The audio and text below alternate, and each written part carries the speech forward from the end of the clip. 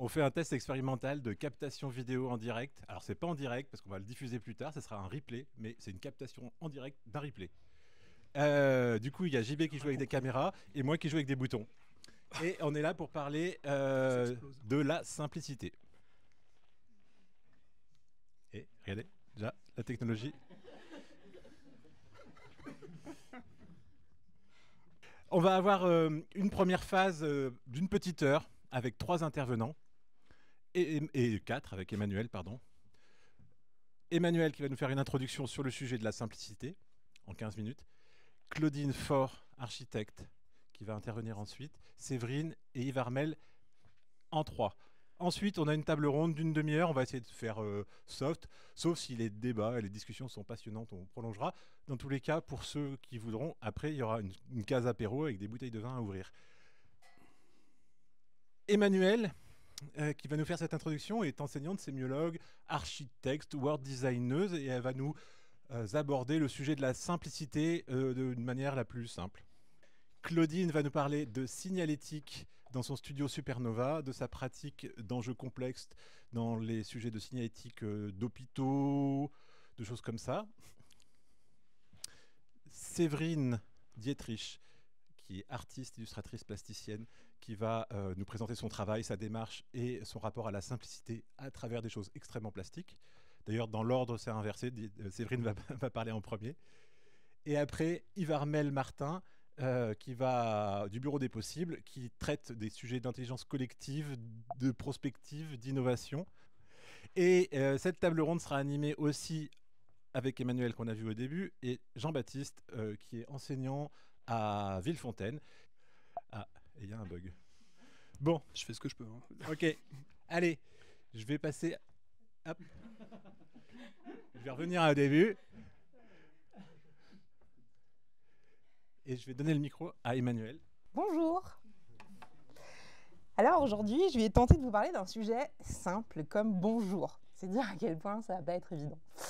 Parce qu'on m'a demandé de faire une petite intro, vraiment, d'environ 15 minutes, mais vraiment simple. Alors j'irai droit au but, soyons clairs. Et hop, 150 slides de développement pour aborder la simplicité. Bref, j'ai supprimé tous les slides. Il n'y aura pas de slides, ça va être plus simple. C'est marrant, on a souvent pour objectif de faire simple. Mais est-ce que c'est pas un peu subjectif, la simplicité? Et d'ailleurs, en quoi ça consiste vraiment? Est-ce que simplifier, c'est réduire une connaissance, une perception, la traduire, la trahir? Traduttore, traditore, dit-on. Eh bien, ça dépend. Mais à trop simplifier, est-ce que ça ne deviendrait pas simpliste et donc réducteur en termes de sens?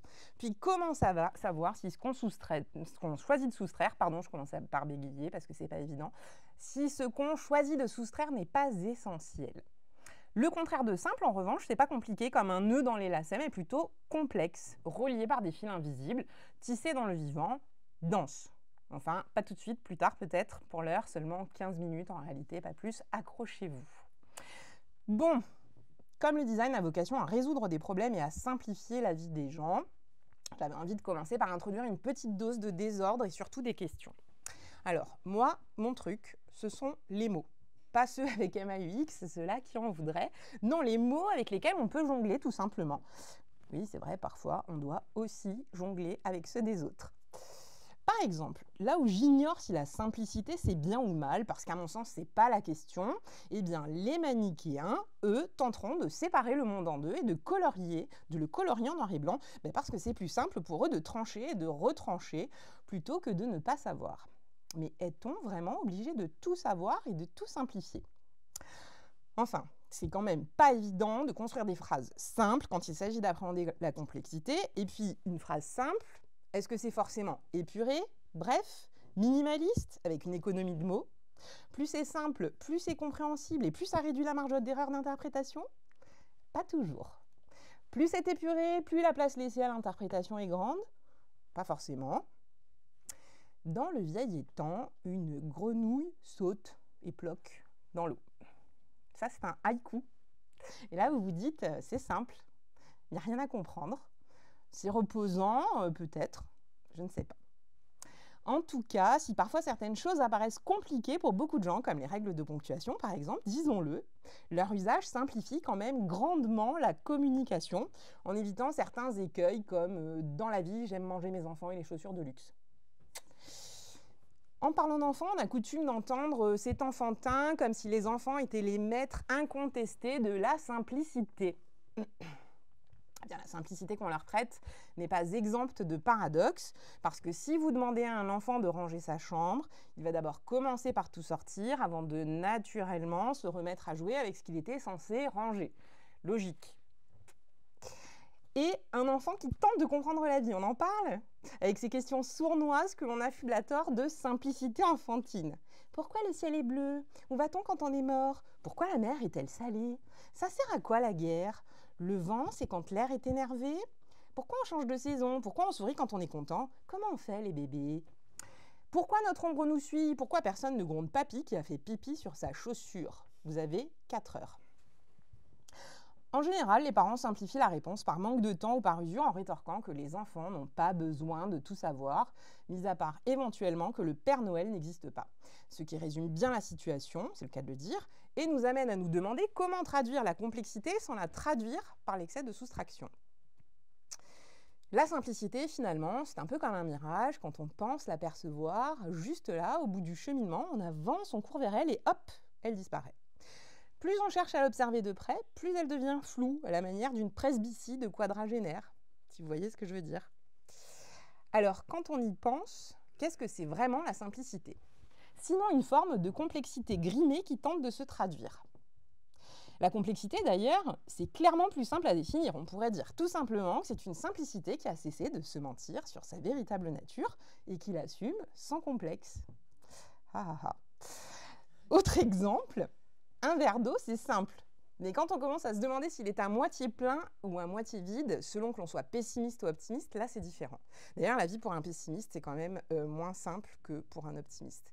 Et je ne parle même pas de la définition du vide. En outre, une page blanche, on peut considérer que c'est vide, donc plutôt simple à remplir. Mais non, enfin ça dépend, la remplir de quoi ? On peut la remplir d'Helvetica, c'est simple, c'est linéal, sans empattement, d'une grande lisibilité, avec son tracé neutre, qui se prête à tous les usages. Sans embûches. Ça dépend aussi de l'ambition. On peut la remplir avec du sens ou avec 3 fois rien, comme dirait Raymond Devos, à qui il n'est pas aisé de piquer le style simple seulement en apparence. C'est comme l'addition. On a coutume de penser que c'est simple comme 2 plus 2 égale 4. Mais dès qu'il s'agit de la diviser, de couper les choix en 4 et surtout de la payer, courage, fillon. Et oui, le double sens, ça ne simplifie pas du tout les choses non plus. Depuis quelque temps, on parle beaucoup de gestes simples pour l'environnement. Mais avez-vous déjà essayé de devenir décroissant ? Et je ne parle même pas de ceux qui débattent sur les pains au chocolat ou les chocolatines, comme si certains avaient toujours besoin d'en rajouter pour se faire remarquer, alors qu'on nous demande de rester sobre. Enfin bon, ne vous inquiétez pas, après la table ronde, il y aura un apéro où vous pourrez consommer d'excellents jus de fruits. Voilà une chose simple. Pour être en bonne santé, il faut pratiquer une activité physique quotidienne, consommer 5 fruits et légumes par jour et privilégier les produits qui ont un A en Nutri-Score. Ensuite, on vous répète que l'huile d'olive est bonne pour la santé, mais son Nutri-Score affiche un E rouge comme un feu de stop. Et ouais. Tiens d'ailleurs, la signalétique, c'est simple. C'est fait pour simplifier la vie quand tu es un peu paumé et que tu ne sais pas bien où tu vas. Parfois, ça te dit même où viser quand tu es un homme pour faire pipi dans les toilettes sans en faire profiter le sol. Ça s'appelle le nudge. Puis, ça t'indique aussi comment t'orienter dans un aéroport, un peu comme dans un jeu vidéo où ta quête de la porte d'embarquement, tu dois d'abord faire un détour par l'avenue de boutique de la galerie marchande, résister à ton addiction pour le sucre. Ça, c'est complètement impossible, aux promesses de félicité des packaging qui vendent du rêve pour pas cher, aux produits qui inscriraient Quasimodo dans les canons de beauté actuels et ceux anti-âge qui font la promotion de la jeunesse éternelle. Pour être belle, c'est simple, il ne faut pas avoir d'âge. Avant de t'envoler pour un paradis lointain en mode low cost et sur tourisme, parce que ça te revenait beaucoup plus cher de prendre un train pour Brest. Dommage, en Bretagne, il y a pourtant du soleil 1 fois par jour. Dans les trucs qui simplifient la vie, quand un simple coup de fil peut s'éterniser des heures, un SMS prend seulement quelques secondes à rédiger. Même si parfois on constate que ça peut s'avérer quand même plus simple de se parler pour communiquer. Surtout lorsque ta grand-mère, pour te dire qu'elle a fait de la moussaka pour le dîner, illustre son SMS avec un emoji aubergine et un clin d'œil pour faire plus vite. De la même façon, un post-it a vocation à simplifier le rappel en limitant dans son format le nombre de mots. Alors un autocollant avec un mot, ça s'appelle une étiquette. Et à part la confiture ou le port-salut, qui a envie d'avoir une étiquette qui le cantonnerait à une case. Parce que rentrer dans les cases, c'est pas toujours simple, mais quand il vous en manque une, il paraît que c'est encore plus compliqué. Un autre truc très simple, élémentaire, on l'apprend même avant d'aller à l'école, non, N-O-N. C'est clair, net, précis, bref, c'est simple. Eh bien non, il n'y a qu'à observer l'ampleur des mouvements MeToo. Alors non, ce n'est pas simple pour tout le monde. C'est comme le pouce pour dire OK et j'aime, ou à l'envers pour dire j'aime pas. C'est simple, et puis ça vous rappelle vos parents qui répétaient sans cesse « on ne dit pas c'est pas bon, on dit je n'aime pas ». Les miens d'ailleurs, je ne sais pas ce qu'ils en auraient pensé si j'avais fait un pouce à l'envers chaque fois qu'ils m'avaient servi des épinards. Par exemple, lorsqu'on vous dit que c'est simple, eh bien vous faites confiance. Mais non, pour expliquer l'oxymore à mes étudiants, je leur parle de simples formalités administratives. Puis je les renvoie aux 12 travaux d'Astérix et à l'obtention du laissez-passer A38. On veut nous faire croire que la simplicité est à portée des profanes, niveau débutant. Alors qu'on sait bien que les choses les plus simples sont davantage du niveau des maîtres yogis, comme lâcher prise, respirer correctement, se détendre, faire le vide, prendre le temps. Effectivement, comme on n'en a jamais sauf à le prendre, la sentence pourrait sembler évidente. Mais on parle de prendre combien de temps ? 5 minutes, 2 heures, une après-midi ensoleillée de printemps, quelques jours de repos, une semaine d'arrêt de travail, un mois de congé, une année sabbatique. Ça laisse rêveur. Alors, prends ton temps, c'est impératif et salutaire, mais ça reste compliqué d'attraper le temps parce qu'il ne passe jamais à la même vitesse. En vacances, on aimerait bien le prendre et le garder, mais il nous file entre les doigts à la vitesse d'un éclair au chocolat. Enfin, voilà, je trouve que le temps, ça n'a vraiment rien de simple. On commence par nous raconter que dans les temps simples, par le passé, le présent était tantôt imparfait, tantôt plus que parfait. Il faudrait savoir. Mais avec un peu de recul, on finit par s'apercevoir rapidement que c'est le futur qui est antérieur. Alors je me demande qui a décrété le passé simple, parce que c'est pas si simple de conjuguer sa vie avec, et quand on n'y parvient pas, en plus ça donne des complexes alors que ça ne devrait pas. Pour le beau, c'est la même chose, on parle souvent de la beauté qui réside dans la simplicité. Belle sans ornement dans le simple appareil d'une beauté qu'on vient d'arracher au sommeil, écrivait Jean Racine dans Britannicus. En clair, ça veut dire toute nue. Cependant, le goût pour cette simplicité-là n'a, semble-t-il, pas traversé les époques. Il n'y a qu'à voir les réactions outragées d'une partie du public lors de la cérémonie d'ouverture des JO cette année, face à la nudité d'un Philippe Catherine en Dionysos, bleu comme le grand schtroumpf. En Chine, ils l'ont mangé tout cru n'en faisant qu'une bouchée au dessert. Et vous voilà à vous interroger, mais alors, la simplicité serait-elle une affaire de perception ? On a beaucoup parlé des complexes sportifs pendant les JO. Pourtant, un sportif, c'est simple si on se réfère à mon préféré, Forrest Gump, qui, à la question « Pourquoi vous courez ?», répond simplement « J'ai eu juste envie de courir ». Simple, basique, comme le chante Orelsan. D'ailleurs, est-ce que si simple, c'est basique, c'est aussi minimaliste ? Parce que dans la com, on entend souvent « less is more » et « une image vaut 1000 mots ». Mais une image vaut-elle vraiment 1000 mots ? Facile à dire. 1000 mots, c'est beaucoup quand même. 1000 mots, c'est une nouvelle, un discours politique, un manuel d'assemblage Ikea traduit du suédois. Et puis, de quelle image parle-t-on ? Parce que si c'est de l'autoportrait à l'oreille bandée de Van Gogh, ok, 1000 mots, pourquoi pas. Et si c'est une photo floue de mon oncle Gérard en slip kangourou au camping des Flots Bleus, là, je doute qu'on atteigne les 1000 mots. 1 ou 2 tout au plus. Mais pourquoi 2 Oups, 1. C'est vrai que simplifier en disant qu'une image vaut 1000 mots, c'est tentant. Une image, ça claque, mais ça peut aussi manquer de nuances et de subtilité parfois. Et puis tout dépend des mots, parce que 1000 chouettes, ça ne vaut quand même pas une épanadiplose. Et Rose, elle a vécu ce que vivent les roses. Ou le Jabberwocky d'Alice au Pays des Merveilles. Il était grilleur, les slictueux toves sur la loinde, Giray et Vriblet, tout flivoreux, étaient les Borogoves et les Vergons fourgus bourniflets. Fleur-Pajon, les rhododendroves, Giray et Gigamblet dans les vabes, on frimait vers les pétunioves et les momérates en grabes. C'est simple, on comprend rien, mais c'est délicieux à articuler. Ça compte quand même. Tout ça pour dire que les mots et la communication, c'est vraiment pas si simple en réalité. Comme dirait Bernard Werber, entre ce que je pense, ce que je veux dire, ce que je crois dire, ce que je dis, ce que vous avez envie d'entendre, ce que vous entendez, ce que vous comprenez, il y a 10 possibilités qu'on ait des difficultés à communiquer, mais essayons quand même. Alors oui, essayons quand même et faisons vraiment du mieux qu'on peut. Cependant, simplifier, ça ne devrait jamais être. Trahir la richesse et la complexité du réel, sinon toujours essayer de le traduire sans avoir la prétention de le réduire à une vérité simpliste. Parce que dans l'absolu, il n'existe pas un réel qui ne soit, en quelque sorte, une fiction reconstruite dans un langage verbal ou non, par une mémoire, une pensée, une sensibilité ou un regard singulier. En somme, sans toutefois chercher à conclure ou à enfermer cette thématique dans un bocal, on pourra convenir sans trop de difficultés que rien n'est véritablement si simple.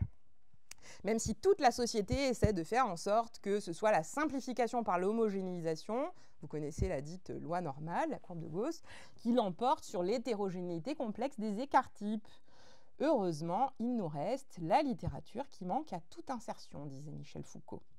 Et c'est à mon sens ce pas de côté, cette défaillance, ce manque, ce tout petit tressaillement du sensible que produit l'incertitude qui constitue une vertu face à l'insensé d'un monde qui voudrait tout simplifier. Parce que communiquer, traduire la complexité, tenter de dépasser l'intraduisible et l'irreprésentable, c'est vraiment pas simple. D'ailleurs, vu d'ici, la simplicité ressemble un peu à un écran de fumée à l'usage des gens pressés. Donc voilà, si vous trouvez que tout ça est complexe, c'est peut-être que j'ai échoué à faire simple. Ou alors, c'est qu'on se rapproche, parce que la simplicité, c'est souvent plus compliqué à obtenir que ne le laissent présumer les apparences. C'est simple de faire un logo, mon fils aurait pu le faire. À présent, je vais simplement refiler la patate chaude à nos invités afin qu'ils nous racontent à leur tour leur rapport à la simplicité dans le cadre de leurs pratiques et expériences respectives. Et je vous remercie d'avoir tenu jusque-là, c'était pas évident.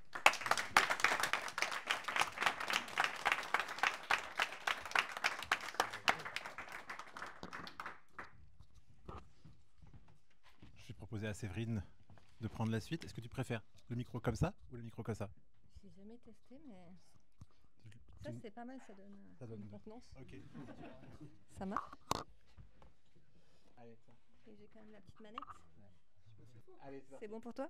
Allez. Alors bonsoir.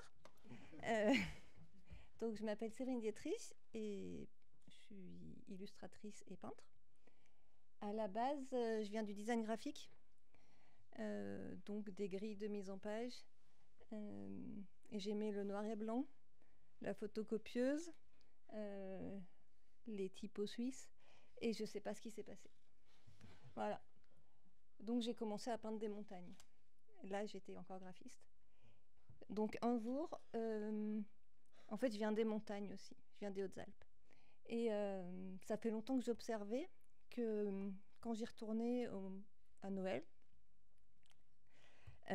pardon, les paysages, ils avaient changé. En fait, quand j'étais petite, tout était blanc. Et là, quand j'y retournais, il y avait juste des grandes bandes blanches qui correspondaient à la neige des canons à neige. Et je voyais cette image tout le temps. Et puis un jour, j'ai pris une toile et j'ai commencé à peindre des montagnes. Voilà. Donc je me suis enfermée 4 mois et j'ai peint des montagnes. J'étais un peu déçue parce qu'elles n'étaient pas en noir et blanc, qu'il y avait beaucoup de couleurs. Et je ne sais pas du tout ce qui s'est passé. J'en ai peint des petites, des plus grandes, des plus grandes. Ma mère a détesté, donc j'ai continué.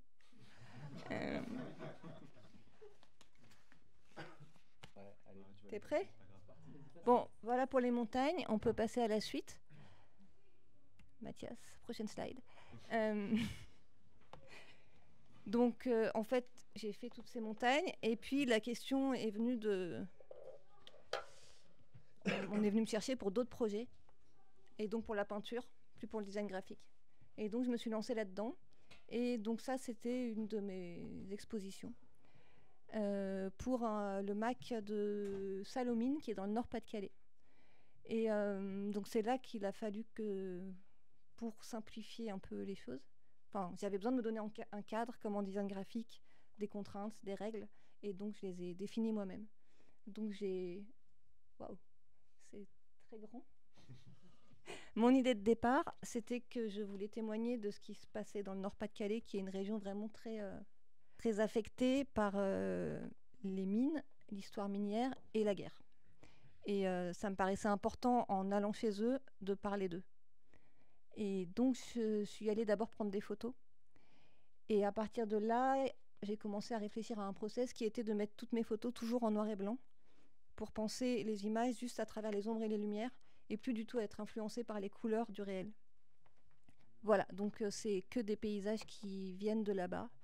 J'ai dû réfléchir à la couleur, mais ça a été juste des gammes colorées à chaque fois pour chaque peinture. Et j'ai décidé de ne pas créer une gamme colorée similaire pour toute l'exposition, parce que je n'avais pas envie de faire vivre la même chose aux spectateurs. Et de là est partie l'envie d'être le plus radical possible dans ma manière de traiter les paysages, d'aller vraiment à l'essentiel et qu'on comprenne le paysage, mais en enlevant un maximum de détails. Ce qui est plutôt complexe, parce que parfois je suis arrivée à certains stades où on ne comprenait vraiment plus et où j'ai dû faire des marches avant, marche arrière et essayer différentes choses. L'avantage, je travaille à la peinture acrylique, ce qui est super bien parce que ça permet de repasser sur les choses. Et donc, quand ça ne marche pas, c'est comme sur un ordinateur, on peut changer pas mal de choses. Tu peux avancer ? Voilà, c'est un exemple, c'est un terril. Tu peux avancer encore ? Ça a donné lieu du coup à des médiations artistiques avec les écoles de Salomine.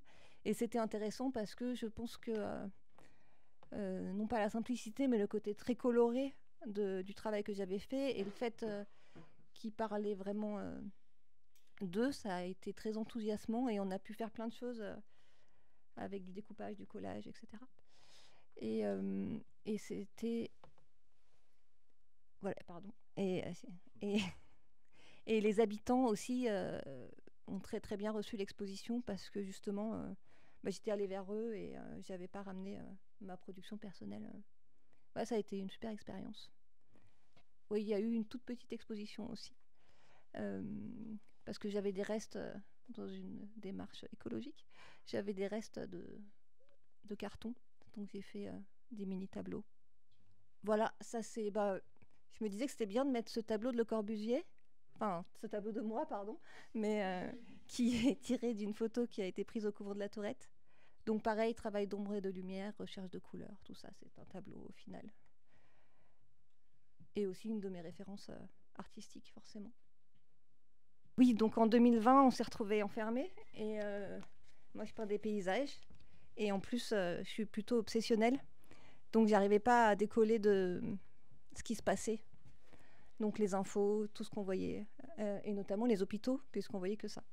Donc, je me suis dit, voilà, en fait, je vais peindre des hôpitaux. Je suis chez moi, retour à la case départ. Et j'ai peint des hôpitaux. Voilà. J'ai cherché qu'est-ce qui était un hôpital dans l'imaginaire collectif. Le précédent, c'était l'hôpital de la Croix-Rousse, mais c'est plus clair d'expliquer avec ça, parce que c'était dans mon kilomètre. Et je me suis dit, voilà, qu'est-ce que c'est un hôpital ? Et du coup, j'ai tablé dans les moteurs de recherche, les banques d'images, hôpital. Et voilà, je suis tombée sur cette photo. Et j'avais envie d'emmener justement ce qu'on vivait à ce moment-là ailleurs. Et du coup, de transformer l'hôpital en quelque chose que je perçois un peu comme une villa en Californie. Et qui permettait de s'échapper de ce moment-là. Et toujours au même moment, donc on était toujours enfermés. Et puis, donc j'étais seule avec mes meubles. Je me suis dit que j'allais les peindre. Voilà. Et donc, j'ai imaginé des peintures à partir de mes meubles Ikea, en les réinventant et en amenant la question de l'intérieur face à l'extérieur, donc le fantasme de l'extérieur, et de réinventer aussi nos mobiliers du quotidien. Et donc voilà, c'était des meubles que j'avais vraiment chez moi et que j'ai dessinés avec des perspectives pas forcément réussies, mais c'est volontaire. Enfin, ce que je veux dire, c'est que je m'en fiche. Et j'avais une contrainte, c'est que je ne pouvais pas acheter de peinture. Il y avait moyen d'en acheter, mais c'était super compliqué. Il y a plein de couleurs qui se sont mis à coûter super cher. Donc j'ai dû faire avec ce que j'avais à la maison et du coup réfléchir avec cette nouvelle contrainte à des gammes colorées qui du coup m'ont permis d'aller un peu ailleurs de ce que j'avais l'habitude de faire. Et c'était chouette. Enfin, ça m'a fait avancer en fait. Cette contrainte-là, en fait, m'a permis de développer autre chose. Voilà, j'ai mis ça, c'est des sérigraphies sur la question de la modularité et des formes, pour le coup, très simples qu'on peut combiner pour faire quelque chose avec. Et en réalité, effectivement, c'est pas forcément simple à faire. Et je sais même pas si ça marche. Mais bon, je l'ai fait. Voilà. La Duchère, on m'a proposé une exposition collective à la Duchère qui se trouve à la Duchère. C'est l'attrape-couleur qui se trouve à la Duchère. Et donc mon envie, c'était aussi, une fois de plus, parce que ça me paraît important de parler de la Duchère et pas de parler de moi. Donc du coup, je suis allée prendre des photos aussi de la Duchère et de toutes les bandes d'immeubles. Et en les simplifiant vraiment pour le coup, en essayant vraiment d'aller juste en quelques lignes parler de ces immeubles. Il fallait qu'on comprenne que c'était bien ça.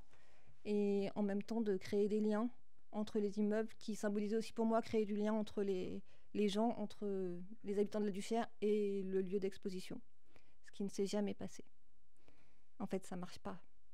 Enfin, pas ce que j'ai fait. Hein. Mais voilà. C'est difficile. Voilà, mais j'étais assez contente. RN7, en fait, je vous parle de tous mes projets. Hein, voilà. Enfin, pas tous, mais... RN7, c'est un voyage entre Lyon et Marseille. Et j'avais envie de dessiner des moments anecdotiques du voyage, c'est-à-dire rien qui ne soit quelque chose qui est important dans les paysages, juste des choses que mon œil a repérées et qui... tout sauf monumentales en fait. Et elles sont à l'envers, mais c'est pas grave. En fait, l'arrivée à Marseille, c'est la première. Mais voilà, en fait, c'est juste l'histoire d'un voyage. Et donc, j'ai pris des photos aussi à chaque fois. Et je les retraduis en essayant aussi d'en faire le moins possible et de symboliser au maximum ce que j'ai vu. Et c'est des petits formats comme ça, carrés. Et en choisissant très peu de couleurs aussi. J'essaie d'aller un peu vite. Paris Habitat, c'est un projet que j'ai fait avec l'atelier Rush, qui est un atelier d'urbanisme. Et le projet, c'était dans un HLM de Paris. Il y avait 2 communautés qui ne s'entendaient pas du tout. Et il était question de comment on peut faire du lien entre ces personnes. Et on a donc réfléchi à une fresque collaborative entre les habitants. Et on a fait participer les habitants à la réflexion autour du projet en fonction de leurs besoins. Alors en réalité, ils avaient surtout besoin qu'on refasse leurs appartes, mais le budget n'était pas pour ça. C'est un peu de la poudre aux yeux, quoi. Mais on l'a quand même fait et ils ont pu voter et ils ont pu surtout travailler ensemble. Tu peux avancer, ouais. Oui, donc j'ai réfléchi à quelque chose de super modulaire et de simple à faire dans la réalisation parce qu'il fallait que tout le monde puisse participer. Et on a travaillé avec des pochoirs pour le réaliser. En fait, on voit, il y a un mur, enfin, je suis pas super bonne en perse. Bref, c'est plat. Et tout est plat. Hein. Il n'y a pas de volume, en fait. Mais c'était créer des fausses structures de jeu pour enfants qui puissent s'approprier sur le sol. Voilà, ça, c'est les enfants qui peignent. Et en fait, ça a quand même un peu marché. Parce que, notamment au niveau des enfants, ils ont tous participé ensemble. Et il y a eu quelque chose de chouette sur l'instant. Je ne sais pas ce qu'il en est aujourd'hui. Mais je crois que leur chauffage est toujours pas réparé. Mais voilà, on a mis du joli dans les H&M. Qu'est-ce que c'est ? Voilà. Un immeuble, une œuvre, c'est un dispositif de Vinci qui, à chaque fois qu'ils créent un immeuble, qu'ils construisent un immeuble, ils appellent un artiste pour faire une œuvre dessus. Et j'ai eu la grande chance d'être appelée. Et donc là, c'était un immeuble, il y avait, à Clermont-Ferrand, il y avait une peinture d'un au plafond d'un peintre qui s'appelle Dussour et qui était des petites formes géométriques dans les tons marron comme ça et rouge. Et donc on m'a demandé de faire quelque chose en résonance par rapport à son travail. Et donc j'ai réfléchi à quelque chose de complètement modulaire qui va s'adapter à chaque fois à la taille que j'avais. Et donc de chaque cercle dépend les formes, etc. Et ça donne ça. Et en fait, ça a été ultra compliqué parce que les mesures qu'on m'avait données au départ, elles étaient fausses. Et quand je suis arrivée sur le chantier, il n'y a plus rien qui marchait puisque tous mes cercles avaient été définis en fonction de la largeur de mon mur. Et donc il a fallu tout recalculer. Et c'était un plafond. En fait, elles ne sont pas super ces images. Il y a un mur comme ça et un plafond comme ça. Mais le plafond, il n'a pas de bord. Donc pour faire un angle droit, et ben c'était compliqué parce que voilà. Donc c'était compliqué. Mais ça partait d'une idée simple. Voilà. Le cheminement, c'est un peu un projet plus perso. C'est l'idée de montrer métaphoriquement à travers du paysage qu'est-ce que sont les émotions qui nous traversent tous. Et donc voilà, c'est un voyage à l'intérieur de soi-même. Et l'idée, alors en fait, c'est le début d'un projet que j'aimerais faire, c'est des toiles de 15F, alors je sais plus, bon bref, c'est grand comme ça. Et l'idée, c'est d'en faire à la fois une exposition et j'aimerais bien en faire une vraie BD, silencieuse. Peut-être il y aura des phrases, mais c'est pas sûr encore. Et voilà, et c'est à travers la couleur ici que j'essaie de... C'est marrant, alors la lumière, je sais pas, non c'est mon PDF, d'amener du drame. Donc pour l'instant c'est un peu expérimental, mais ça va évoluer. Mais voilà, j'essaie d'amener la chute, ça va pas. Et voilà, enfin, les émotions en tout cas sous forme de couleurs et de formes. Et j'en suis là de ce projet et on verra si ça continue ou pas. En fait, en parallèle de tout ça, je fais aussi des médiations artistiques en psychiatrie. Et ça m'a aussi amené l'envie de faire ce projet. Après, ce qui est un peu compliqué, c'est qu'il est impossible à comprendre si je l'explique pas. Et voilà. Donc c'est encore à réfléchir. Je fais de la commande aussi. Donc je vous ai montré juste quelques petits exemples. J'ai bossé avec Nature et Découverte sur la Noël 2024. Alors, zone d'inconfort total, faire des petits bonhommes, tout ça. Du coup, vraiment, j'ai décidé de faire simple parce que je ne sais pas dessiner, en fait. Ah oui, je ne vous ai pas parlé du scotch. En fait, j'utilise du scotch et, pour définir mes contours. Alors, pas là, du coup, parce que ça, c'est de l'Illustrator. Et le scotch, pour moi, c'est un peu comme la grille pour le designer graphique. C'est-à-dire que je me coince un peu les doigts dedans. Et parfois, j'ai du mal à en sortir. Et donc, si toutes mes formes sont très droites, c'est parce que je ne sais pas peindre droit. Donc, le projet, par la suite, c'est peut-être d'arrêter le scotch. Voilà, une autre collab, Saint James. Ensuite, super mal payé. La belle chaussette, du coup, ils m'ont toujours pas payé. Ça fait 4 ans. Et voilà, des gourdes Quetch. Ils m'ont payé, eux. Voilà, merci. Et pardon pour toutes ces hésitations. Bravo.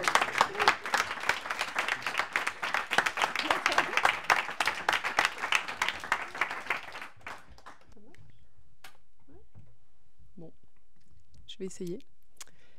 Donc, bonsoir à tous.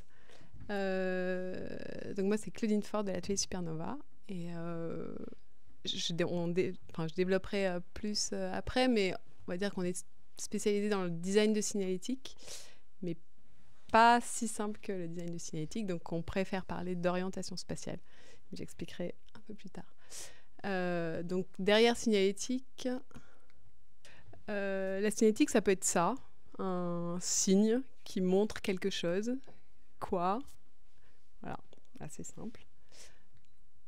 Ou ça peut être ça, donc on est dans un autre contexte et on est perdu. Donc en design, on a plutôt l'habitude de voir ça, c'est-à-dire des flèches, du texte, des pictogrammes dans l'espace. Et là, l'enjeu des prochaines 12 minutes sera d'expliquer, enfin de montrer en fait qu'est-ce qu'il y a derrière, comment on arrive à ce résultat-là. Et justement, c'est pas si simple que ça. J'aime bien utiliser cette définition pour le design de signalétique. C'est un mémoire de la signalétique à l'intelligibilité du lieu. Donc déjà dans le titre, ça donne un peu une idée de ce que je vais développer, mais nous on parle plutôt d'orientation spatiale et donc qui fait référence, enfin qui va utiliser les disciplines du design graphique, de l'architecture, du design produit. C'est pour ça que pour rapidement nous présenter, c'est comme ça que je fais la transition. En fait, nous on est... Ah, il manque nos photos, mais c'est pas grave. Je suis là.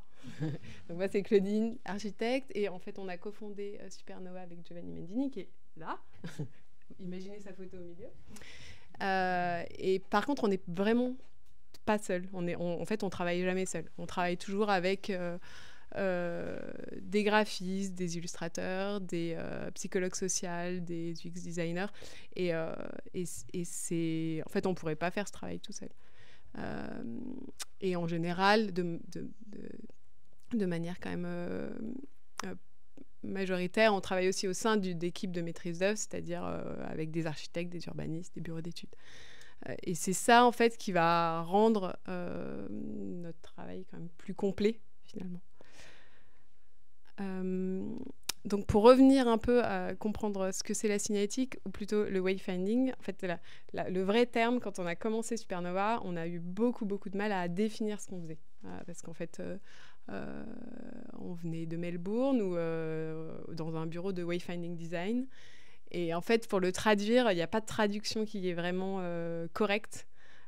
Donc, on a essayé design d'orientation spatiale. Enfin, bref.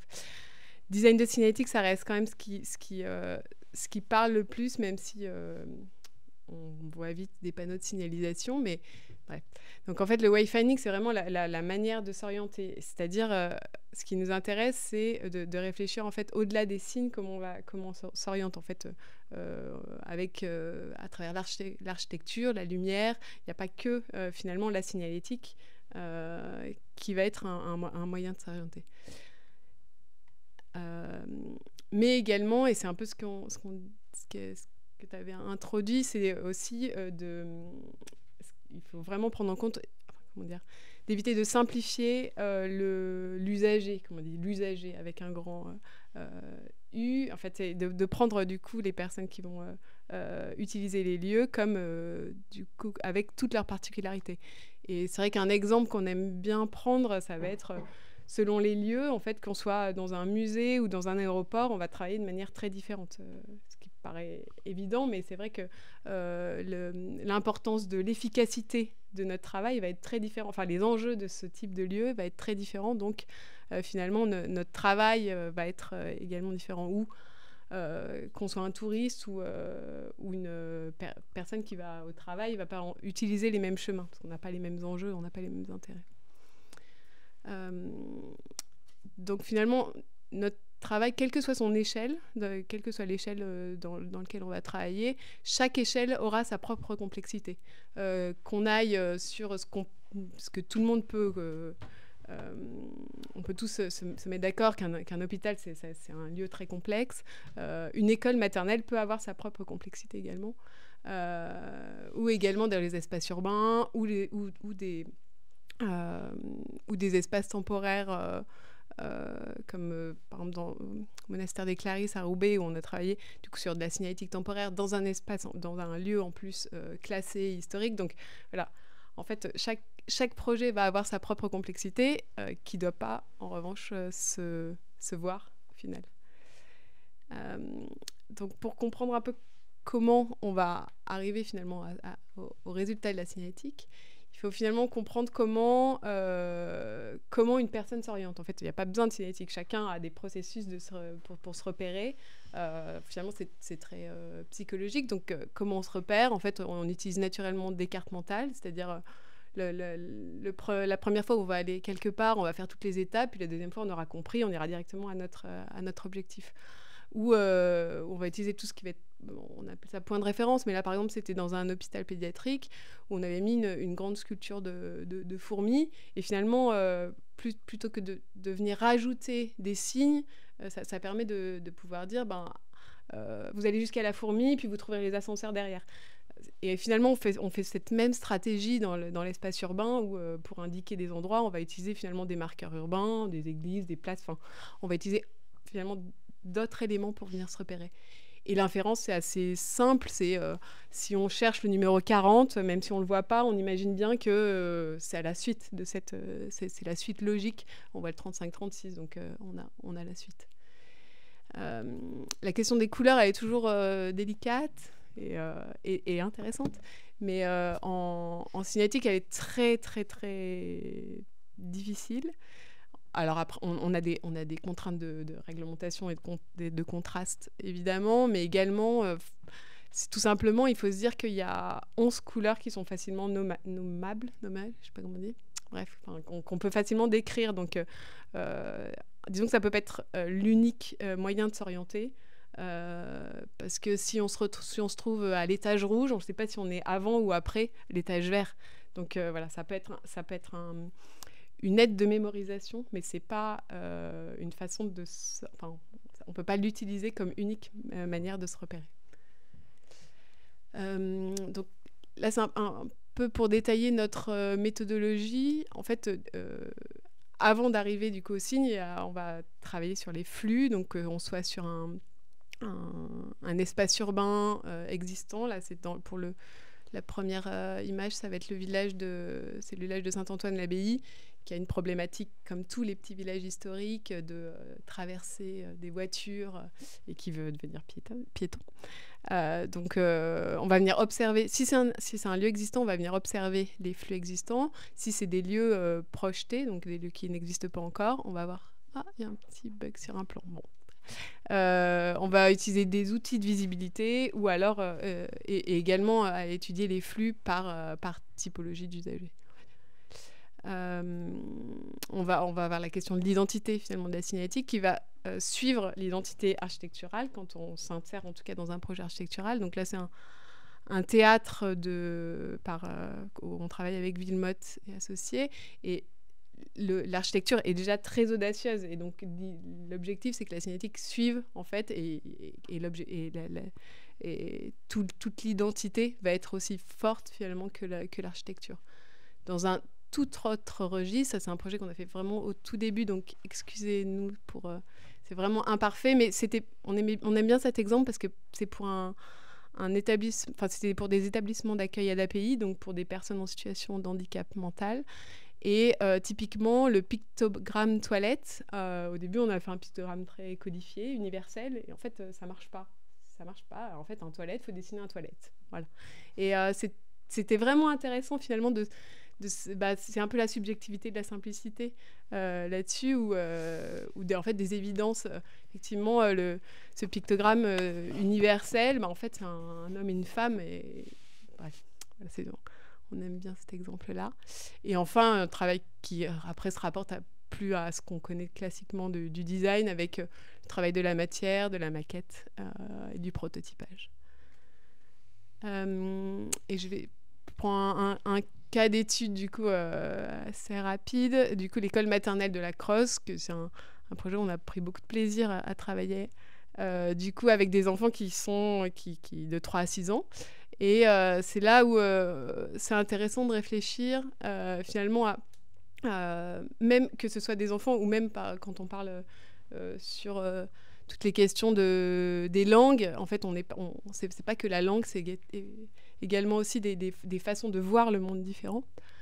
Donc, en fait, de manière très simple, finalement, d'expliquer, mais en fait, on vient travailler dans un espace qui est habité par des enfants. C'est eux en fait, il doit y avoir 4 adultes, et sinon, c'est surtout des enfants. Donc, de venir se remettre à leur niveau et de venir travailler, finalement, avec une double lecture de signalétique pour les enfants et les adultes. C'était notre premier travail pour, finalement, parler à ceux qui utilisent ce lieu-là. Et d'avoir un langage, finalement, qui quand même dialogue entre la signalétique adulte et enfant, et qu'à travers la signalétique, ce soit plus que de l'orientation, mais vraiment une aide à l'autonomie, finalement, qu'ils puissent retrouver eux-mêmes les lieux qu'ils vont rechercher. Donc là, on a fait un travail sur une matière qui puisse toucher, finalement, qui puisse expérimenter, qui puisse salir, enfin, pas trop, mais un petit peu. Et ça, c'est du coup les photos du projet. Donc l'idée, c'était d'avoir un pictogramme par classe, et surtout qu'ils puissent venir chercher, alors on voit pas trop là, mais un peu une double lecture de la signalétique, où ils allaient chercher du coup leur petit pictogramme, et puis après on avait la signalétique plus classique pour les adultes. Et là, rapidement, vraiment pour aller dans complètement un autre environnement, pour un centre hospitalier. Alors, c'est en cours d'achèvement, donc on va rester mystérieux sur ce centre hospitalier. Mais voilà, c'est comment on va simplifier un espace qui, en fait, il y a 200 000 mètres carrés, il y a je ne sais pas combien de services, et comment, à notre petit niveau, on peut un peu apaiser, en tout cas, apaiser l'expérience, peut-être en simplifiant une orientation, en tout cas, qu'on ne rajoute pas du stress déjà à des personnes personne n'a envie d'aller à l'hôpital. Donc voilà, du coup c'est le travail à travers les différents parcours, les différents flux, et surtout prendre en compte dans quel état en fait les personnes entrent dans un lieu comme ça. Donc la question du stress qui demande du coup plus d'indications, parce que quand on est stressé on oublie tout. Enfin voilà, c'est vraiment prendre en compte. Donc là on travaille par exemple avec des psychologues sociales qui nous aident du coup à avoir cet aspect-là de l'orientation. Et typiquement, une des choses qu'on est en train de faire, c'est d'essayer du coup de simplifier dans ce grand labyrinthe, finalement, c'est de se remettre à la place du patient. Parce qu'en fait, nous, nos interlocuteurs, c'est un CHU. Et en fait, ils ont une autre vision de toute la complexité de leur service. Mais notre rôle à nous, ça va être de dire, en fait, et si on prenait le patient depuis, finalement, toute son expérience, et c'est ce qui va être primordial, quel que soit le programme, ça va être vraiment de penser à toute la continuité de la chaîne d'information, qu'il soit depuis chez lui, qu'il reçoit sa convocation, qu'est-ce qui est écrit sur la convocation, qu'on trouve les mêmes informations sur le site, jusqu'à la sortie et jusqu'à son retour à la maison. Voilà. Merci.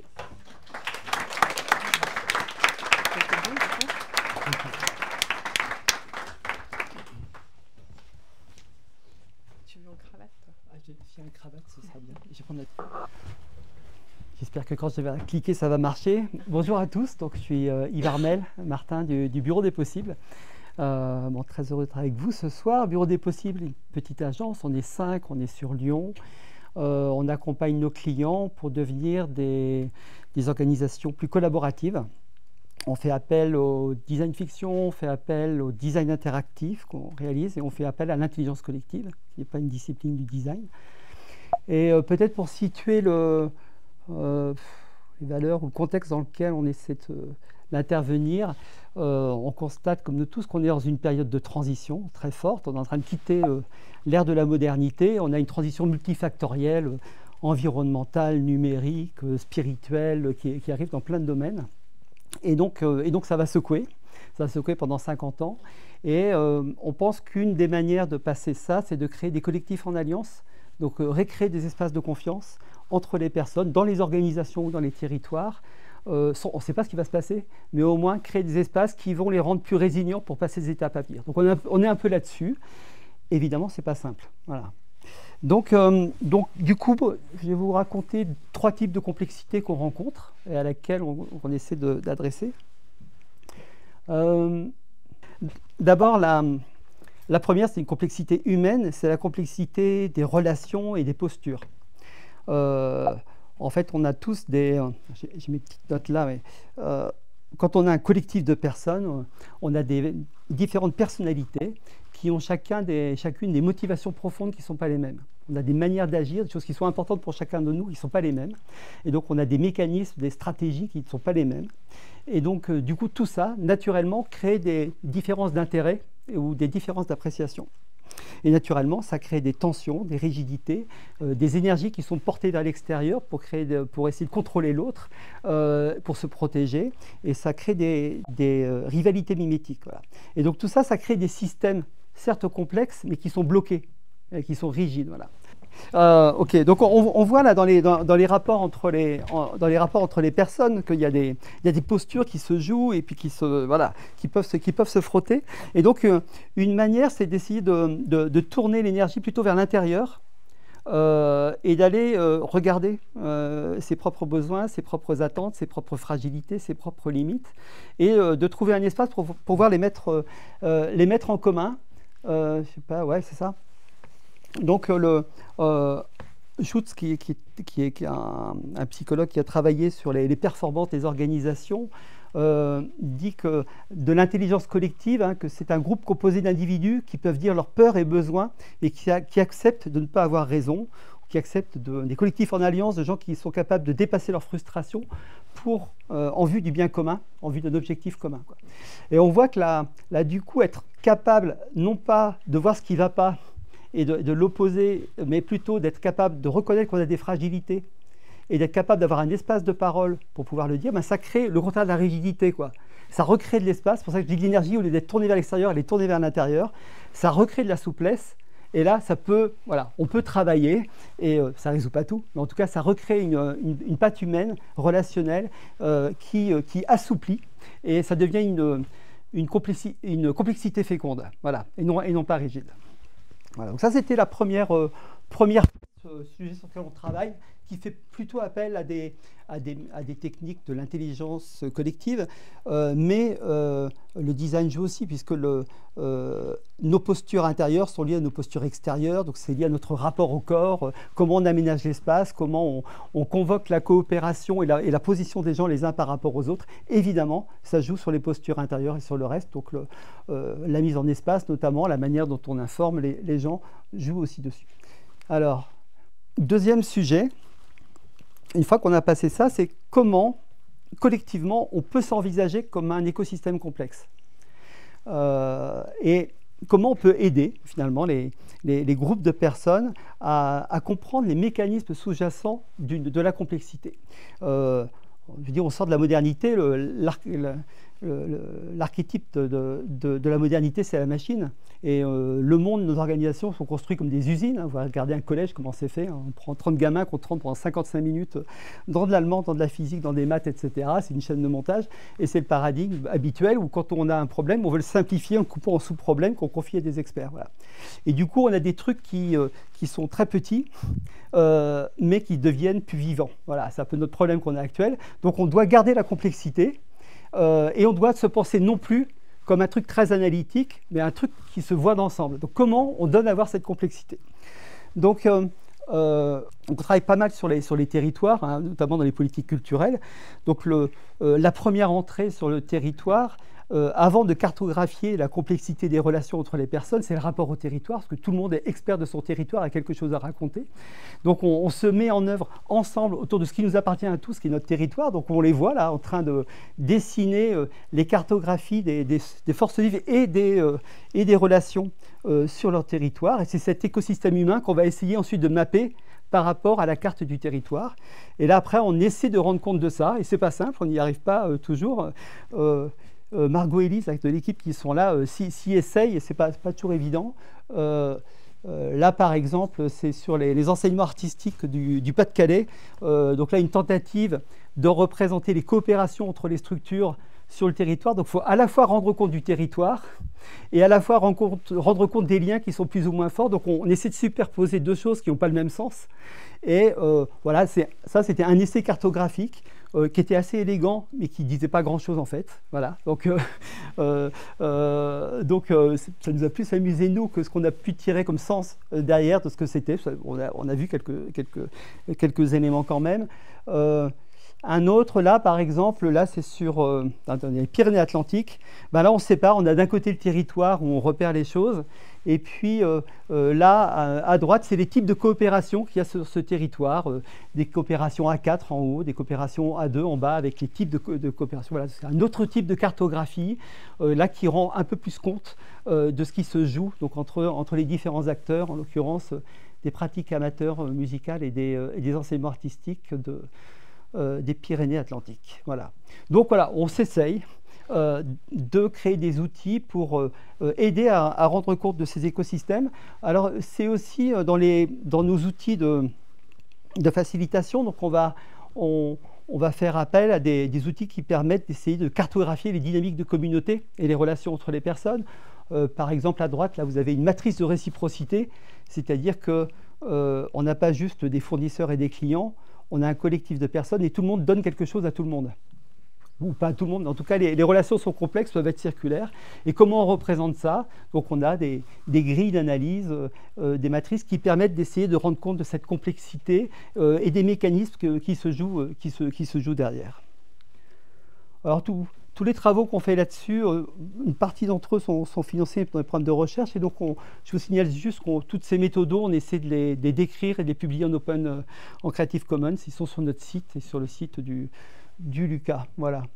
Dernier sujet, c'est la question de la complexité du futur. Après la complexité des organisations. Donc, on essaie de préparer ces collectifs à l'avenir. Et c'est vrai que quand on se représente le futur, si je vous demande comment vous voyez Graphéine en 2040, voilà, la question, quand elle arrive immédiatement, elle semble être pleine de complexité. Voilà. Ou soit on se dit c'est business as usual, ça va être la même chose, tu auras juste une barbe un peu plus blanche, ou alors il va se passer plein de trucs et ça semble très complexe. Voilà. Et donc face à l'avenir, la complexité nous bloque dans nos représentations, si bien qu'on reste dans notre passé et on essaie de continuer d'imaginer l'avenir comme un peu le passé, on ne sait pas trop où ça va changer, c'est un peu angoissant. Donc on fait appel au design fiction, aux disciplines que je pense beaucoup d'entre vous connaissent, qui va donc, on va en fait emmener les gens dans le futur, d'une part pour envisager les choses depuis le futur et non plus depuis le passé, parce qu'on donne toujours beaucoup trop de poids au passé dans nos décisions à venir, ça permet de rééquilibrer les points de vue. Et surtout, ce que l'on constate, c'est qu'en créant, voilà, en ramenant des souvenirs du futur, en fabriquant des formes, il y a des petits effets de cristallisation qui vont simplifier justement cette perception du futur. Une fois qu'on a fait ce voyage dans le futur, c'est là où ça s'appelle du design fiction, c'est parce qu'on essaie de fabriquer des formes concrètes qui racontent des histoires du futur, des objets diégétiques donc qui permettent de créer de la conversation, mais qui sont très concrets, très narratifs. Alors là, par exemple, ça c'était pour la CFDT, Service sur les métiers de demain. Voilà. Et donc là, on a fait des romans photos sur comment pourrait se passer l'aide à domicile dans quelques années. Je ne raconte pas l'histoire qui est derrière, mais voyez le principe. Et du coup, au lieu d'être dans un futur nébuleux, on cristallise un certain nombre de points de vue qui ne sont pas forcément ce qui va arriver, mais qui créent un espace de parole. Du coup, le futur devient beaucoup moins complexe à la suite de ces exercices-là. Un autre exemple, on va terminer par ça, c'est un travail qu'on a fait voilà, dans le cadre des Jeux Olympiques. C'était une exposition qui avait lieu au Palais de la Porte Dorée, au Musée de l'Immigration. C'était toute l'histoire des Jeux Olympiques, depuis les premiers jusqu'aux Jeux Olympiques du futur. Et donc là, on a pu faire travailler des lycéens, des spécialistes sur ce que seraient les Jeux Olympiques du futur et créer des traces de ce que ça pourrait être, un compte Instagram des JO de demain ou les JO à Dakar et des nouvelles disciplines sportives. Et c'est vrai que quand on commence à avoir ces objets présentés, on retrouve une certaine simplicité dans notre perception du futur. Ça enlève des niveaux d'angoisse et ça recrée des espaces de parole, voire la capacité de prendre des décisions stratégiques par rapport à des choses qui ressortent derrière. D'où l'intérêt du design dans ces travaux-là.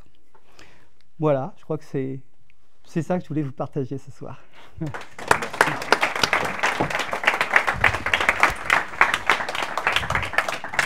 Désolé. Ok, alors niveau temps, on est pas mal. On avait prévu, il devrait être 7h30, il est 8h-20, donc ça va.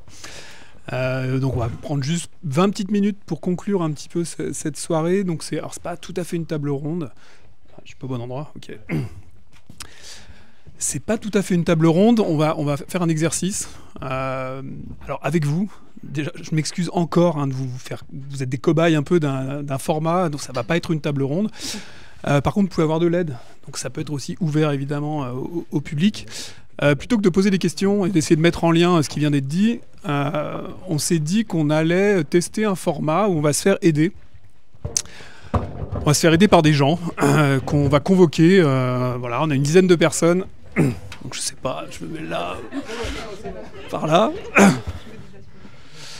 Voilà, on a quelques personnes qu'on avait envie d'inviter aussi sur le plateau avec nous. Et on va vous donc demander un exercice vraiment difficile, hein, c'est de réagir à des propos qui seront tenus par des tas de gens.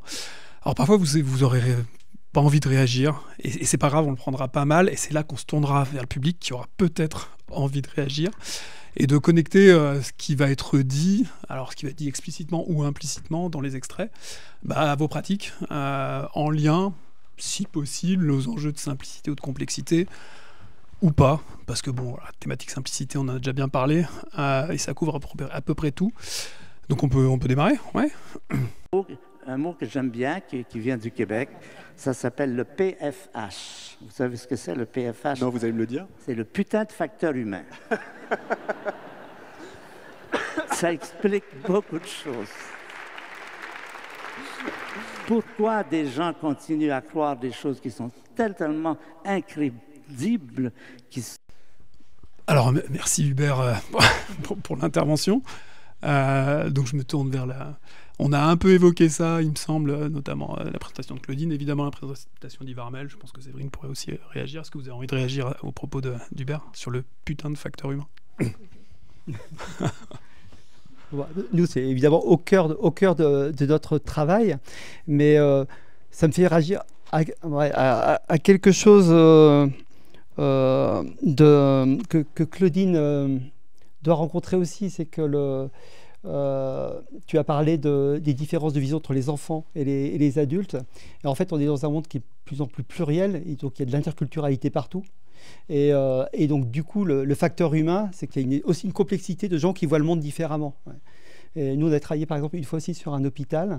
Et en fait, il fallait juste se faire parler ensemble les soignants, les gens qui construisent l'hôpital, les chercheurs, et c'était 3 cultures différentes. Et donc, je pense que dans la signalétique, le boulot, ça ne va pas s'arranger, puisqu'on est dans un monde qui est beaucoup plus pluriel, et donc les signes n'ont pas forcément les mêmes sens avec les gens qui sont là. Donc, le facteur humain, il est plutôt en train de s'enrichir, on va dire. Voilà. Donc, voilà ce que je veux dire. Je ne sais pas si ça te fait écho sur ton travail. Moi, ça me fait... évidemment, c'est justement... Souvent, on se rend compte qu'on va simplifier un projet si on ramène du coup au putain de facteur humain. Mais moi, ça me fait réagir un peu par rapport aux hôpitaux où justement on essaye de mettre de moins d'humain. Et que en fait, les gens, ils ont besoin de parler à d'autres gens. Et c'est aussi notre travail un peu de réorienter et de se dire peut-être qu'une borne, c'est bien, mais... une personne à qui parler, c'est pas mal aussi. Nouvel extrait d'un autre grand... Pourquoi vous courez? Vous faites ça pour la paix dans le monde? Vous faites ça pour les sans-abri? C'est pour le droit des femmes que vous courez? Ou pour l'environnement? Ou pour les animaux? Il ne voulait pas croire que quelqu'un puisse être assez bête pour courir autant sans raison. Pourquoi faites-vous ça? J'ai juste envie de courir. Ok, je me tourne encore vers nous. C'est intervenant. Moi, j'aime bien cet extrait parce qu'en fait, on est sans arrêt en train de se justifier de ce qu'on fait. Et parfois, je fais une peinture et après coup, je cherche à poser un discours dessus parce qu'on m'a appris à faire ça pendant mes études. Mais en fait, parfois, je peins juste pour le plaisir et ce que je vais dire dessus, c'est faux. Voilà. Je pense qu'il y en a d'autres aussi.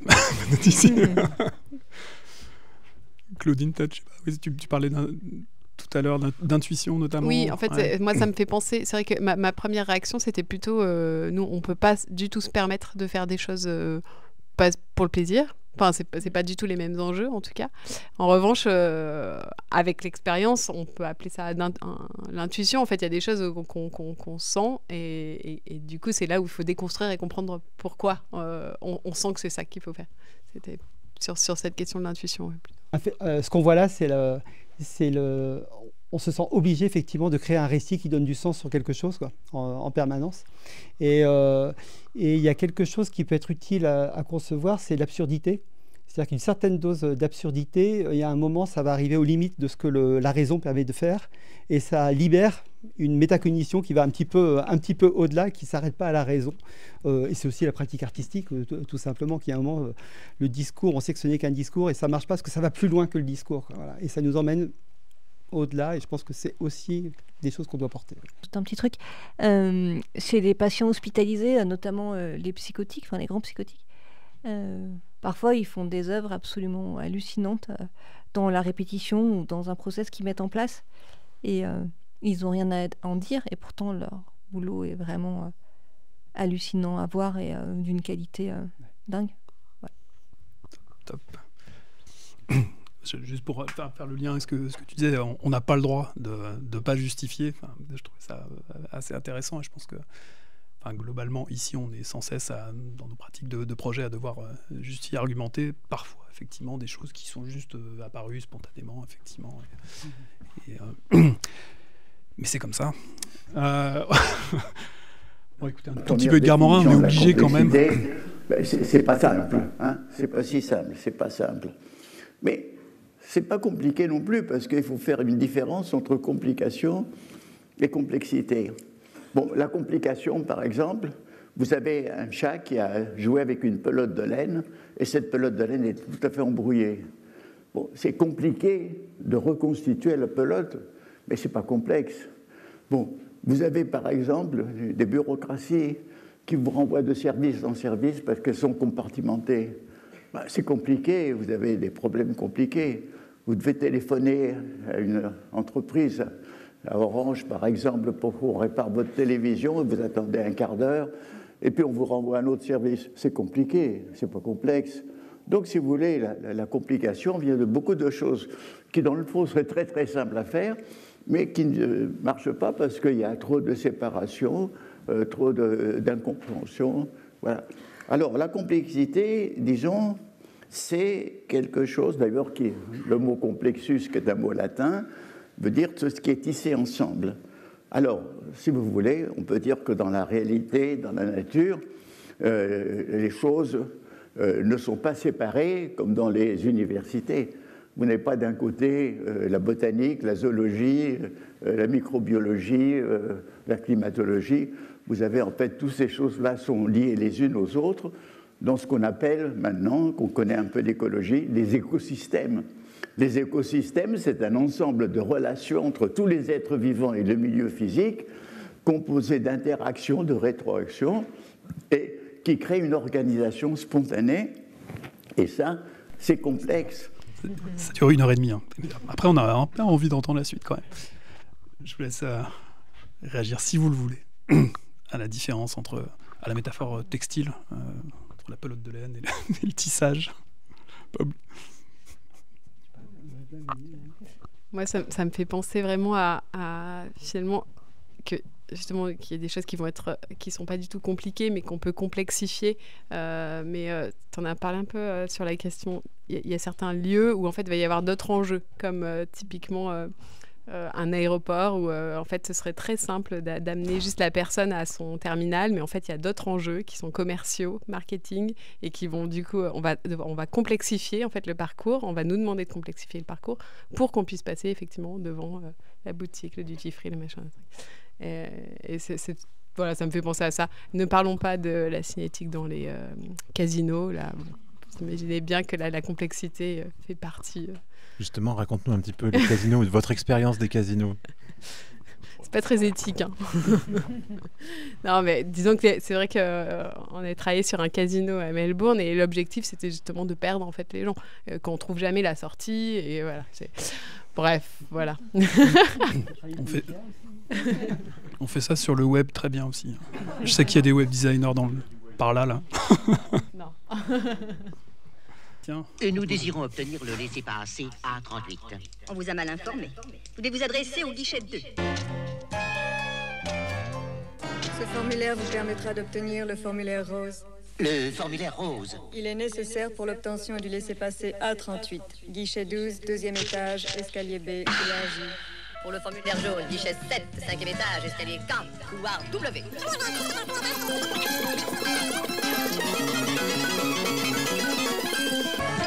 Ah si, c'est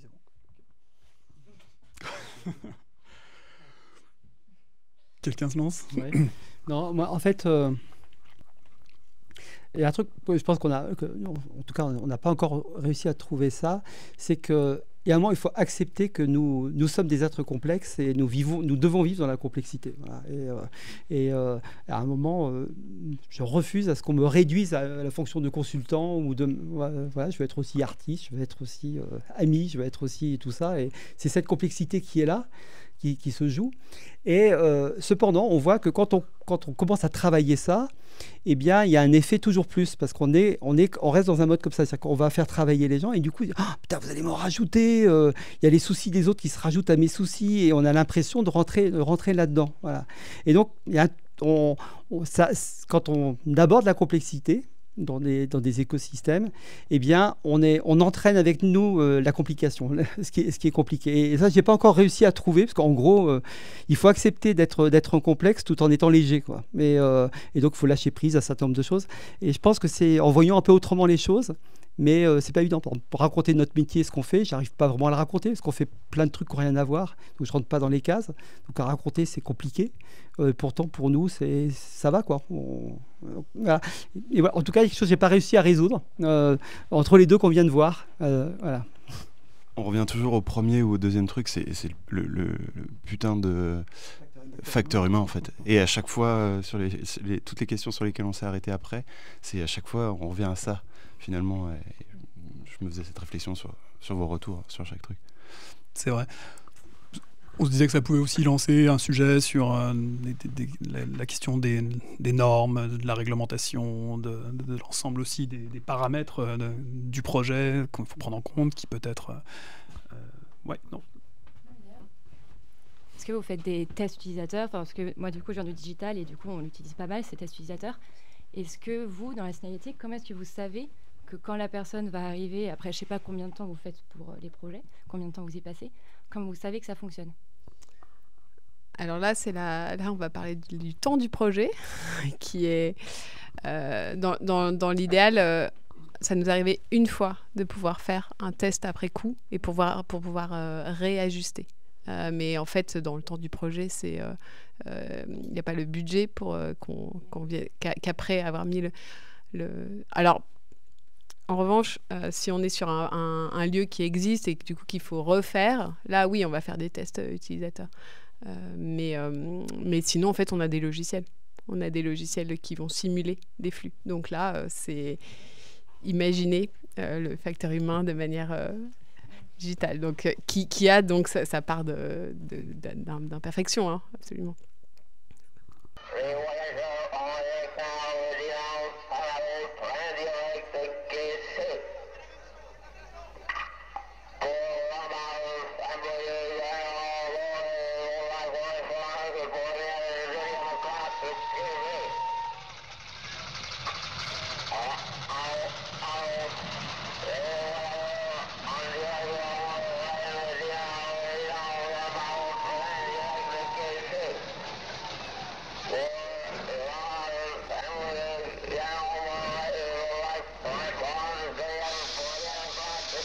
On a le plaisir de revoir cette scène. Bon, ça parle évidemment encore un peu d'orientation dans l'espace. Ah oui, ça c'est génial. En fait, c'est vrai qu'on l'a pas dit, mais c'est que finalement, on va, comment on va s'orienter, on va suivre les autres. Donc après, dans du bon côté ou du mauvais côté, mais ouais, elle est très drôle. Dans cet extrait, il y avait un truc qui nous intéressait, c'était la présence aussi de systèmes techniques, et de la manière dont des systèmes techniques, tu parlais des transitions actuelles, qui sont aussi des transitions technologiques, qui peut-être complexifient des usages simples, qui sont de juste aller au bon endroit ou et des tas d'autres. Ouais. Là, on voit des gens qui habitent dans une machine, quoi. Et on va de plus en plus habiter dans une machine, donc ça peut être compliqué. blablabla, et c'est bizarre parce que personne ne comprend rien, mais finalement tout se passe bien. Du coup, est-ce qu'on a vraiment besoin de tout comprendre pour avancer dans la vie, quoi? Enfin, je me dis là, clairement, ils comprennent pas du tout ce que le mec dit pour les orienter. Il est censé donner une direction, et finalement, il y en a un qui part et les autres suivent. Alors finalement, ça doit être encore le putain de facteur humain et les comportements grégaires et tout ce qu'il peut y avoir avec, qui nous aident des fois et des fois non. Voilà, enfin, je sais pas. Allez, encore un.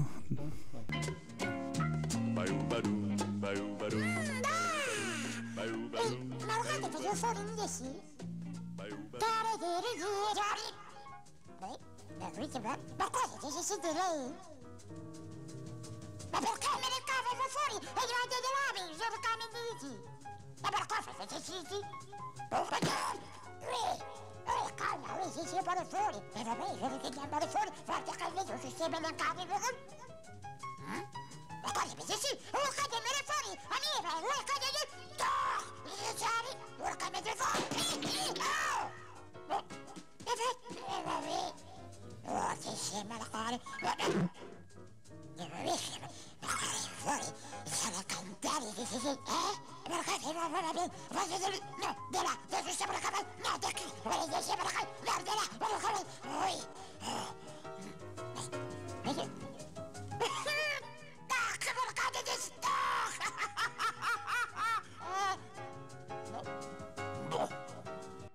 Alors ça parle encore un peu de signalétique, mais pas que.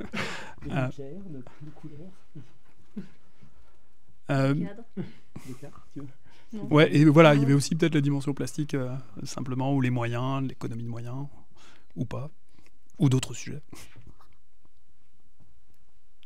Oui, l'économie de moyens, évidemment. Mais en fait, moi, ça m'a fait penser au cadre, et aux limites. Comment, là, les limites, elles se resserrent de plus en plus. Et comment on définit aussi le cadre dans notre manière de travailler. Et dans notre manière de travailler avec les autres aussi. Et comment on fait respecter nos propres limites et comment on se fait pas engloutir à la fin. Il y avait peut-être sur la manière de diriger aussi, d'orienter. Donc là, c'est une question aussi pour les facilitateurs. Oui. Ouais.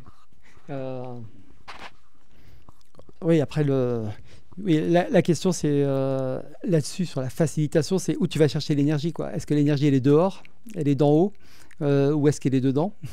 Et le compliqué, l'énergie elle est d'en haut, elle est dehors, voilà, elle est contraint. Et le complexe qui serait fécond, ce serait l'énergie serait dedans. Et donc les gens partageraient la visée, celui qui partage la finalité, ça devient une coopération. Et donc là on a tout le contraire, hein, voilà, on a l'asservissement avec des pensées extérieures qui s'imposent, quoi. Et il n'a pas trop de liberté, effectivement, sur son fil. Ouais. D'autres réactions par ici? Ouais. Non. Moi, j'aime beaucoup la ligne parce que c'est hyper simple. Finalement, il n'y a quasiment rien. Il y a une ligne qui bouge avec un mec qui baragouine. Et on n'a pas besoin de dire grand-chose et de comprendre grand-chose parce que notre cerveau va relier et va imaginer, parce qu'on est une espèce fabulatrice et que quand on a quelque chose de simple, on a tendance à ajouter de l'interprétation. Alors des fois, ça fonctionne bien, comme là. Enfin, je pense que... Et en même temps, il y a une marge d'interprétation qui est différente selon chacun. Parce que, par exemple, moi, je suis d'accord avec Séverine sur le cadre. Et puis là, soudain, je me disais, tiens, il y a des designers, on est dans la com. C'est les commanditaires là, qui te disent, non, tu vas là, et puis finalement, tu vas là, et puis tu vas là. Et puis, ce qu'il y a de bien avec comment dirais-je, des formats simples comme ça, c'est qu'on a aussi la possibilité de s'approprier l'histoire et qu'il va y avoir des variations. Il y a un invariant, on comprend quand même le centre, mais il y a des variations. Et voilà. Alors, j'ai pas envie encore de répéter le putain de facteur humain, mais je crois que ça va rester quand même le maître mot de la soirée. Ok, bon, pourquoi pas. Et ben, peut-être... bon, je sais plus combien il y en a. Pas celui d'après pour voir. Ouais, oui, le regard que je portais sur ma peinture a changé. Avec Soulage. Parce que jusqu'à ce moment-là, quand j'utilisais du noir, c'était pour les possibilités de contraste et les possibilités qu'il avait d'illuminer les couleurs claires qui l'avoisinaient. En résumé, je peux dire ça, c'est peut-être un peu plus complexe, mais enfin, pour simplifier, je peux dire ça. Et en 79, j'étais en train de rater un tableau, parce que tout ça n'est pas prémédité, tout ça vient dans la peinture, se faisant. J'étais en train de rater un tableau, et puis comme je travaillais à ce tableau que je croyais être dans une mauvaise voie depuis des heures, je me suis aperçu qu'il y avait quelque chose de plus important encore, de plus fort qui se produisait en moi que ce que je voulais faire. Ouais. Alors là, je me suis allé me reposer un instant, dormi 1 heure. Quand je suis revenu, je m'aperçus que je ne travaillais plus avec du noir, mais que je travaillais avec la lumière réfléchie par les états de surface du noir. Dans les endroits où les noirs sont fibreux, ils renvoient la lumière d'une certaine manière. Et alors là, ça entraîne, et dans les endroits où ils sont lisses, la lumière est apaisée et calme, elle ne vibre plus comme dans les endroits où le noir est strié. Et alors, ça entraîne des tas de choses complexes, ce phénomène optique que je décris. Parce que ça, c'est un phénomène optique. Oui. Ce qui est important, ce n'est pas le phénomène optique, c'est ce que l'on ressent à travers ce phénomène-là. Quand on regarde. J'ai envie de donner la parole à Séverine, du coup. Oui, bah, sur l'erreur notamment. J'étais en train de rater un tableau. Pas que, mais en fait, de ce qu'on apprend quand on expérimente des choses et qu'en fait ça ne marche pas et qu'on découvre autre chose, et c'est un total hasard. Et je trouve ça assez incroyable ce qu'il dit, surtout quand on connaît ses tableaux et la découverte qu'il a eue de ce noir et de ses reflets. En fait, il ne l'a pas fait exprès, alors qu'on imagine, quand on ne connaît pas ça, que tout ça a été réfléchi. En fait, il a été surpris lui-même de ce qui s'est passé. Voilà, je trouve ça hyper intéressant, tout simplement. Puis aussi la... Ah pardon, qu'il y a d'autres. Ouais. Je vais réagir sur, bien sûr. Sur le lisse, peut-être. Il parle du lisse, et je trouve que la simplification, souvent, qu'on peut avoir, autant en design produit, en design d'espace, ou peut-être un peu moins en graphisme, je ne sais pas, ça tend souvent vers le lisse. Et un lisse qu'on voit partout. On voit des espaces où on ne voit plus les réseaux, on ne voit plus rien, on ne sait plus comment les choses sont faites. On voit ce genre de truc, on ne sait pas comment ça marche, on l'a, c'est tout lisse.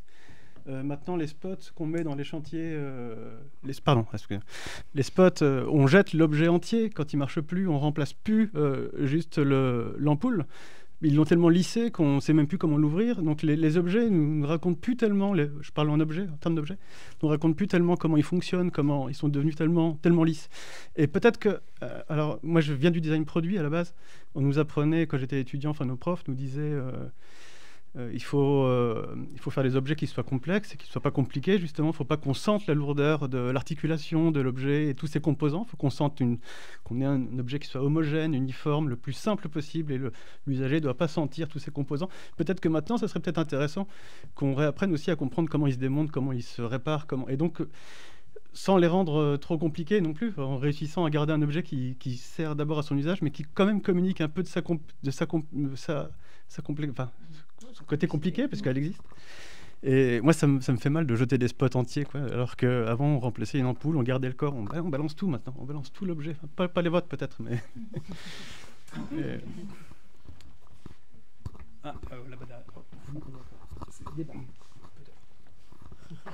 Moi, j'ai juste une question.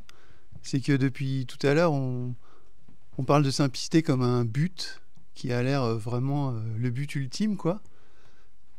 Enfin, en tout cas, j'ai l'impression que c'est quand même chouette. Quand on arrive à faire un truc simple, on est content. C'est plus simple à comprendre. On a abouti, on a une forme d'aboutissement. Et moi, en fait, j'ai l'impression que c'est l'inverse. Et je me demande si on n'aurait pas... Et je l'ai entendu tout à l'heure par rapport à la complexité. Et là, juste à l'instant, c'est pour ça que je demandais la parole. Mais on a besoin de complexe, en fait. Le monde est complexe. Et vouloir chercher cette simplicité, est-ce que c'est pas une erreur en soi, en fait?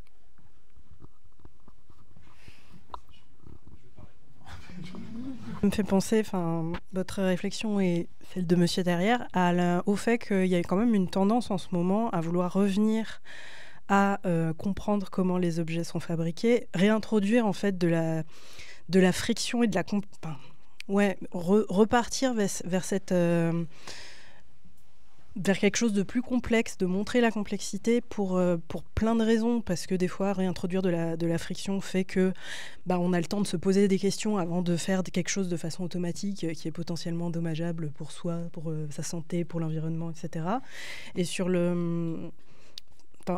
Je pense que là-dessus, sur ce truc de... évidemment, on a toujours l'iPhone 18 qui va sortir probablement l'année prochaine, mais il y a quand même toute une partie, j'ai l'impression, du design des objets qui se réoriente vers quelque chose qu'on peut ouvrir, qu'on peut regarder, qu'on peut démonter, qu'on peut améliorer, sans... Voilà. Enfin, ça m'évoquait juste ça. Benoît Poulvord. Quelqu'un prend du retard, c'est pas un problème, on l'attendra. On n'est pas ici pour faire une compétition ou je ne sais quoi, on est ici pour profiter de la nature. D'accord? Un petit truc pour les bottines. Vous attaquez bien le sol avec votre talon. Vous déroulez le pied et vous poussez avec la pointe. On marche, quoi. Hein? Oui. L'idéal, c'est de respirer par le nez, hein, et de synchroniser. Voilà, si vous voulez retrouver cette playlist, vous pouvez scanner ça. Ou pas. Je passe la parole à Mathias, je crois. Tu voulais faire un petit mot de conclusion, transition vers le buffet. Transition vers le buffet. Je voulais faire un micro-quiz sur les tire-bouchons. C'est un objet simple, hein. Ouvrir le vin, ouvrir une bouteille, c'est vieux comme le monde, c'est la queue en tire-bouchon, c'est vraiment c'est le fil à couper le beurre, quoi. Sauf qu'il y en a pléthore. Et est-ce que vous connaissez leur nom? Je vous demande, le tire-bouchon hanté. Celui-ci. Le tire-bouchon à vis infini. Je vais faire vite, hein, parce qu'on va aller ouvrir les bouteilles. Celui-ci, est-ce que vous les connaissez, son nom? Limonadier. Le limonadier, bravo. Celui-ci. Le De Gaulle, formidable. Ah oui, d'accord.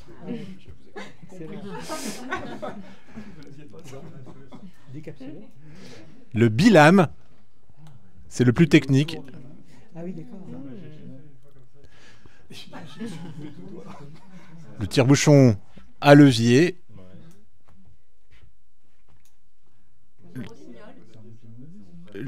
C'est pas le limonadier, mais c'est le sommelier. Le tire-bouchon à air comprimé. Le tire-bouchon mural. Et le dernier, c'est une innovation, c'est un tire-bouchon qui remplace l'air qui est dedans par du xénon, un gaz qui fait qu'on peut boire son vin, il s'appelle le corps à vin. Voilà, c'est le tire-bouchon le plus évolué du monde.